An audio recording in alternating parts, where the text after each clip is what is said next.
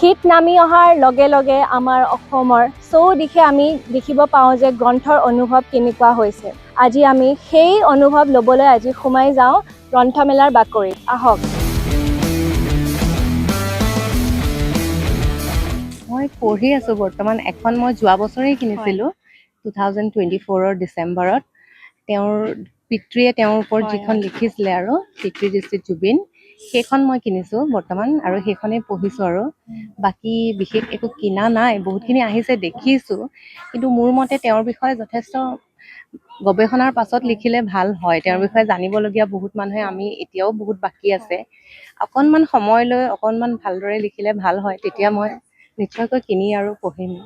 কিন্তু দেউতাকৰ দৃষ্টিত জুবিনৰ বিষয়ে জানিবৰ মন গৈছিলে, সেইকাৰণে তেওঁ জীয়াই থাকোঁতেই মই লোৱা বাৰু সেইখন, আৰু সেইখন মই পঢ়িছোঁ।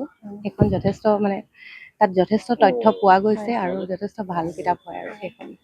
ইয়াক দুখন বিপণীৰ পৰা প্ৰায় 1250 আৰু 1237 টকাৰ ল'লোঁ। মণিকুন্তলা ভট্টাচাৰ্য আছিল তাতে, আৰু কপিল বৰাৰ জুবিন গাৰ্গৰ কপিল ঠাকুৰে জুবিন গাৰ্গৰ প্ৰতিষা এখন লৈছোঁ, আৰু দুখনমান মোৰ পুৰণিয়ে ল'লোঁ, আৰু সেই চেপিয়েন্সৰ এখন ল'লোঁ। মুঠতে মই কিছুমান পুৰণি মই যিবিলাক পঢ়া নাছিলোঁ সেইবিলাক এতিয়া মই ক্ৰয় কৰিব পাই খুবেই মোৰ ভাল লাগে। ভৱিষ্যতটো ভাল হ'ব, কাৰণ আমাৰ ল'ৰা ছোৱালীখিনিয়ে আমাৰ এই গ্ৰন্থমেলাৰ জৰিয়তে নতুন নতুন যিবিলাক লেখনিবিলাক, সেইবিলাক নতুন কিতাপবিলাক পঢ়িবলৈ পায়, ইয়াত একেবাৰতে দেখিবলৈ পায়। গ্ৰন্থমেলাতে সেয়া নিজস্ব পচন্দৰ অনুসৰি এখন কিতাপ তেওঁলোকে বাছি উলিয়াই ল'ব পাৰে, নিজৰ ৰুচি অনুযায়ী ল'ব পাৰে। গতিকে আৰু ইয়াৰ জৰিয়তে বহুতে নতুন গ্ৰন্থমেলাতে যিবিলাক নতুন লেখক তেওঁলোকে মুকলি কৰিবলৈ সুবিধা পায়, সেয়াও এটা গ্ৰন্থমেলাই সুবিধা দিয়ে। নতুন যিবিলাক লেখক আছে সেয়া। মই এতিয়া অলপতে এখন নতুন লেখকৰ ল'লোঁ, কি নাম আছিলে, মই ৰাধা, এই ল'ৰাটো দেখিছোঁ। এই ল'ৰাজনৰ জন্ম 1997। গতিকে এনেকুৱা লেখাৰুবিলাকৰ কাৰণে খুবেই এটা প্লেটফৰ্ম। সেইকাৰণে আমাৰ অসমৰ ভৱিষ্যত আছে। ইয়াতে দেখিছোঁ বহুতো নতুন প্ৰজন্মৰ ল'ৰা ছোৱালী দেখিছোঁ ইয়াতে, গতিকে আছে ভৱিষ্যত। মই বিশেষকৈ অসমীয়া কিতাপৰ কাৰণে গ্ৰন্থমেলালৈ আহোঁ। ইংৰাজী কিতাপবিলাক আমি অনলাইন প্লেটফৰ্মবিলাকত পাওঁ, কিন্তু বছৰটোৰ কাৰণে অসমীয়া কিতাপ গ্ৰন্থমেলাতে কিনা হয়, আৰু সেয়ে তাৰ গুৰুত্বটো আকৌ বঢ়ায়। সত্য অসত্য বেলেগ কথা, কিন্তু কিতাপ এখন চেল্ফত সজাই থোৱাটোও দৰকাৰী। কেতিয়াবা আমি পঢ়াতকৈ কিতাপৰ সংগটো বেছিকৈ অনুভৱ কৰোঁ, কিন্তু পঢ়িবতো লাগেই। কিন্তু এনেই কিনাটো একো বেয়া কথা নহয়, সেইটোও হ'ব লাগে, কাৰণ আমি বেলেগ বেলেগ জীৱনৰ বেলেগ চাঞ্চল্যৰ যিবিলাক সামগ্ৰী আছে সেইবিলাক আমি সংগ্ৰহ কৰোঁ, আৰু সেইবিলাক কিছুমান আমি সকলো বস্তু সকলো সময়তে ব্যৱহাৰ নকৰোঁ। কিছুমান বস্তু আমি সংগ্ৰহ কৰিও ভাল পাওঁ। এই book collector is also' a very necessary thing for the society. মই ভাবোঁ যে আৰু বেছিকৈ সংগ্ৰহ কৰাহে প্ৰয়োজন। পঢ়া হওক বা নহওক, কিন্তু কিতাপখন কেতিয়াবা চুই চাই দুই এটা পাত লুটিয়াইও তাৰ পৰা বহু কথা শিকিব পাৰে। আৰু আপুনি জুবিন দাৰ গান শুনি ভাল পায়নে? নিশ্চয় ভাল পাওঁ। মই আচলতে তেওঁক মৃত্যুৰ পিছতহে নতুনকৈ আৱিষ্কাৰ কৰিছিলোঁ।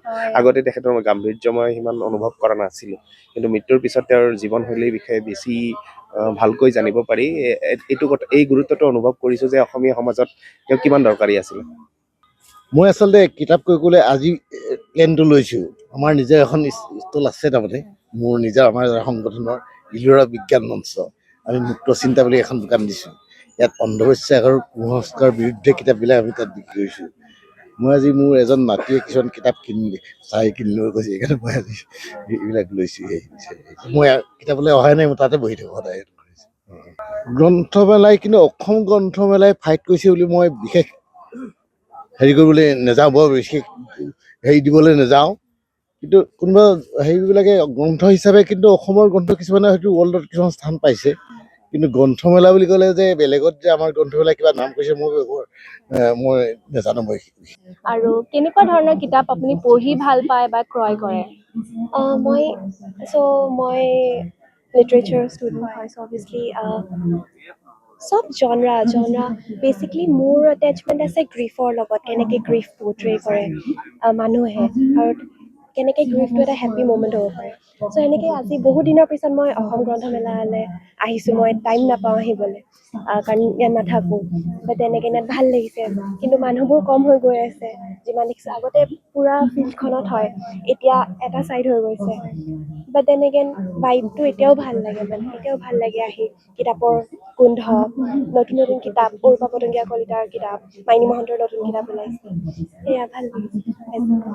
মই আৰু এটা প্ৰশ্ন কৰিব বিচাৰিম যে আমাৰ প্ৰাণৰ শিল্পী জুবিন দাই কৈছিল যে কিতাপ নপঢ়া জাতিক গামোচাই বচাব নোৱাৰে।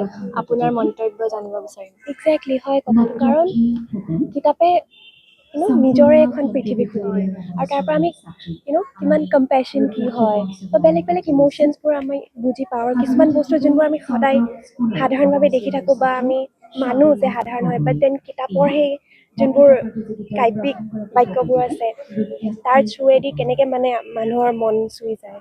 চ' ইটছ ভেৰি ইম্পৰ্টেণ্ট। তো কেনেকুৱা ধৰণৰ কিতাপ আপুনি ক্ৰয় কৰে?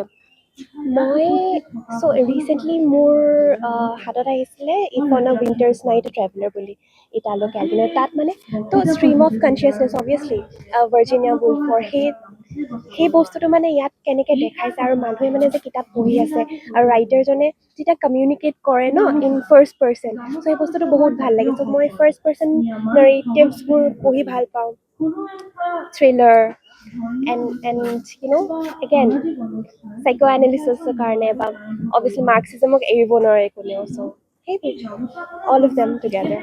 আজি আমি গ্ৰন্থমেলাৰ প্ৰাংগণত সকলোকে লগ পাই আমি কথা পাতিলোঁ আৰু বিৰাট ভাল লাগিলে।